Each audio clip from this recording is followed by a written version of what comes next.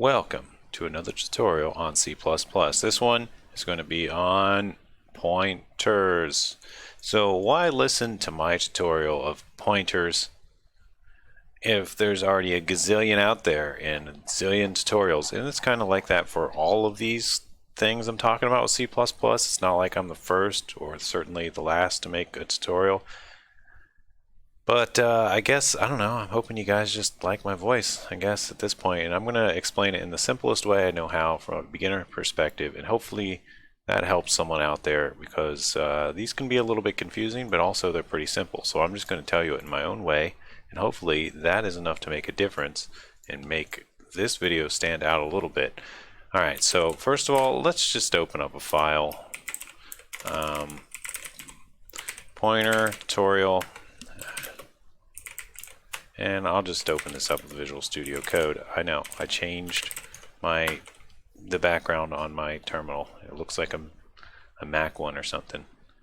Am I a rebel? I might be a rebel. I don't know what's going on here. Alright, well, let's just make a file and we'll do the thing. Get used to making this right here, like usual, because you'll be doing it all the time.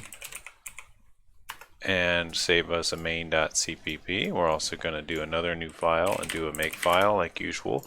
So you always want to kind of do this with a new project in general, unless you have some other kind of make system or your IDE handles it for you. But this is just something, the initialization of a new project is a main and a make file usually when you're on Linux. But that's just the way I do it, and it's a great beginner strat when you don't want to get too complicated. But as you get more advanced, you find better ways of making a project. So pointers. What are pointers? Pointers have a star. They're the same looking, except they have the star and then whatever you want to name it. Integer data. So this is an integer that is a pointer to an integer, and it is just like what it sounds like. It is not the actual data itself. It is a pointer to a space in memory that holds the data. And C++ is smart enough to realize that when you're pointing to this location in data and it's an integer, that it's an integer. So for a lot of purposes it works essentially the same, but you do have to dereference it to tell your program that you want what's the pointer's pointing at, or do you want the pointer itself. So what's the point? Why? What's the point of pointers? No pun intended. Well, let's do a size of, and we'll just do a size of integer data.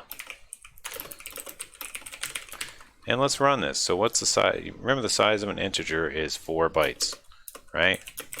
Integer is 4 bytes. Maybe this isn't the best place to put that.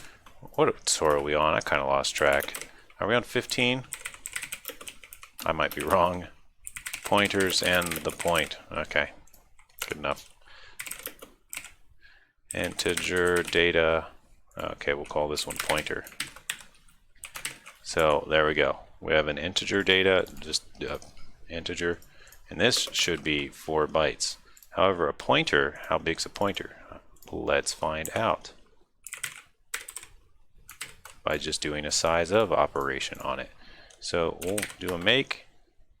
Hold on, we got to change directory to the one we're actually in. Now we'll do a make, and we'll run it, and we get 8. So, and what's the size of just an integer? Let's find out. It says it was not declared in this scope. Am I spelling it wrong? Oh, I did spell it wrong. Okay. That's no big deal. We'll just leave it typoed. So an integer is 4 bytes while pointer is 8 bytes. And so, you know, maybe in this case it's not the best idea because the pointer is larger. But usually, well, just to indicate a memory address and its type and all the stuff that C++ needs to know, it needs 8 bytes.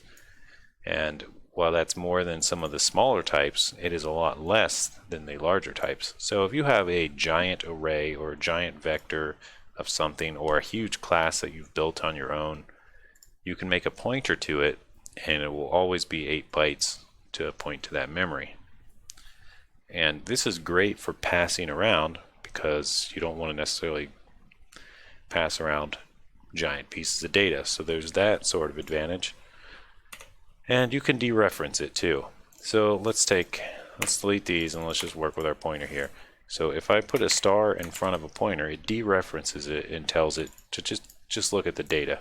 So in this case, I should get a 4 because the data is 4 bytes. So that's how you dereference it. If you have a pointer and you just want the data, you don't want to mess with the pointer anymore, you put a star in front of it again and it says now it's just the data type. Now, one of the interesting things about pointers, and sort of a pitfall in a lot of programs, even big name programs, you'll see in the patch notes of pretty much every piece of software ever, fixed memory leaks, fixed memory leaks, fixed memory leaks. And the reason is they don't delete their pointers. Now, what happens here when you allocate a pointer, when you initialize a pointer, it initializes the data and puts the data there, and yeah, so hold on a second, let me show you something. But within the scope of the pointer, I did a previous tutorial on this that I don't know if it was good or not, but some people seem to like it. When you leave the scope, see, okay, these little brackets are scope, of course, so it starts like a new section of the program. Declares this integer pointer, and of course an integer sets it to 0. Then we're just doing a size of operation. Then we're leaving scope. Now what happens here when you leave scope is this pointer is deleted, but this data that was being pointed to is still there. So it doesn't leave. And you have to manually tell it to leave by using the delete key, integer data pointer. So this actually cleans up the memory. So if you're doing if you're calling functions in your program and you're using pointers in them, you got to be sure you're deleting the pointers after you're completely done with them. And that can be a bit tricky and, like I said, a pitfall. So sometimes you'll notice a program just continually uses more and more memory the longer it runs to some infinite amount. And it's because they have some function in there probably that is not deleting their pointer to their data. So they're creating the data, it leaves scope, deletes the accessor to it, but it doesn't delete the data. So that's sort of the basic disadvantages. Hey, you get a small little tiny thing that points to where the data is, and it's cheap to pass around, it's cheap to reference, but the pitfall is you got to remember to delete it. Now there is a workaround to this, and that this was introduced in C++ 11 and improved some on 14, and that was in the memory header, and there's a thing called unique pointer. So unique pointer means it deletes itself when it goes out of scope. No longer a need for the delete this delete key. So it's on the standard, it's unique, PTR, and then you put in these little whatever alligator mouth things, less than, greater than signs, the type you want the pointer to be. And here we're calling it integer data pointer. And it essentially works the same way, and it doesn't really show here. It's it doesn't. You can't really see here that it deallocates because there's. I don't have anything. I don't know. I could probably come up with some fancy code to show you, but I can't think of anything off the top of my head. But just know that when a unique pointer goes out of scope, it deletes the data. So if you want a pointer, but you don't necessarily want to mess with cleaning it up, and remember, just use a unique pointer. You do have to be on C++ standard 11. Wait, I think, how do you do this? Okay, so, and to make sure you're on C++ standard 11 or 14, you go to your compile command, you put a little dash standard equals C++, and then whatever the version. I'm going to say 14 in my case. And this will compile it with the C++ 14 standard. And unique pointers are there. So if you're on some of the old standards, I think there's one for 99, they don't have this memory header, doesn't have a unique pointer. So if you want to specify the version of C++, you can do that. And there it compiles, and I can run it, and it looks like it said 8 because I'm just looking at the pointer. So as you can see here, a unique pointer is still just 8 bytes and not too big of a size. There is also shared pointer. Double click, there we go. And a shared pointer is very similar to a unique pointer, except that it only deletes the data when the last reference to it is gone. So if you want multiple parts of your program to have access to this data, but you don't necessarily want to manage it all individually, you can just make a shared pointer, have them all reference it, and when the last one is done, it goes out of scope, then it deletes. So if you need multiple access to it, you want a shared pointer. If you want single access to it, you want a unique pointer. And if you just want the old school raw pointer, you just do the star thing we were doing in the beginning. So I'm going to go ahead and compile one last time here. And as you can see, a shared pointer is 2 bytes. So it is a little bit larger, but it's not that much larger. But sometimes that's what you need, and it can save you a lot of headache to use shared pointers once your program gets pretty large and you have lots of pieces of it accessing the same thing. It can be very, very nice. And I think that will do it for this tutorial about pointers. Really just the very basics there.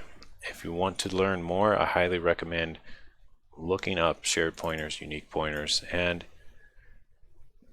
I don't know, if there's some demand, I will happily do some more advanced stuff on them myself too.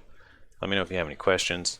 Don't forget to leave a like on this video if it helped you out, or if you just want to support the channel. I've recently made a Patreon. I'll leave a link to that below to try to continue with this channel and get some funding to make some better videos. So really appreciate anyone that wants to sign up there. I'm still working on getting some tier levels and all that fancy stuff that people do. But every view, every like helps, and you know, a small channel looking to grow. Alright, peace out guys, hope you have a great day, and I'll catch you in the next video.